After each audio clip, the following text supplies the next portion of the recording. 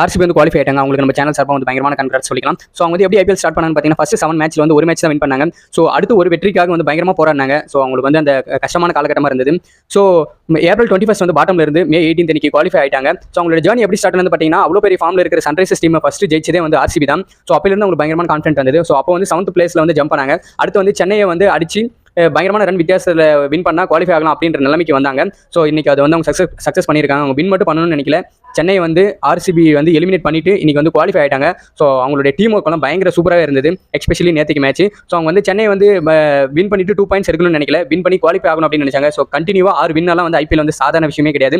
So அவங்க ஜெயிச்சது மட்டும் இல்லாமல் இன்னைக்கு குவாலிஃபை ஆயிட்டாங்க. ஸோ பயங்கர சந்தோஷமா இருக்கு அதை பார்க்கவே. ஸோ எப்பயுமே ஐபிஎல் பார்க்குறவங்க எல்லாருமே வந்து ஆர்சிபி டீம் ஒரு முறையாச்சும் கப்படிக்கணும் அப்படின்ற ஆசை இருக்கும். ஸோ இப்போ சென்னை மும்பை எல்லாம் வெளியே போயிட்டாங்க. ஸோ இப்போ எல்லாருடைய ஃபேன்ஸ் சப்போர்ட்டுமே வந்து ஆர்சிபிக்கு இருக்கும். ஸோ இந்த சக்ஸஸ் இதோட ஸ்டாப் பண்ணிடாம எப்படியாச்சும் இந்த முறை வந்து ஃபர்ஸ்ட் டைம் அவங்க ட்ராஃபி அடிச்சா எல்லாருமே சந்தோஷம் தான். ஸோ இதே மாதிரி நிறைய வீடியோஸ் நம்ம சேனல் இது வரைக்கும் சப்ஸ்கிரைப் பண்ணாதவங்க சப்ஸ்கிரைப் பண்ணிட்டு மறக்காம அந்த பெல் பட்டனை கிளிக் பண்ணுங்க. பாய்.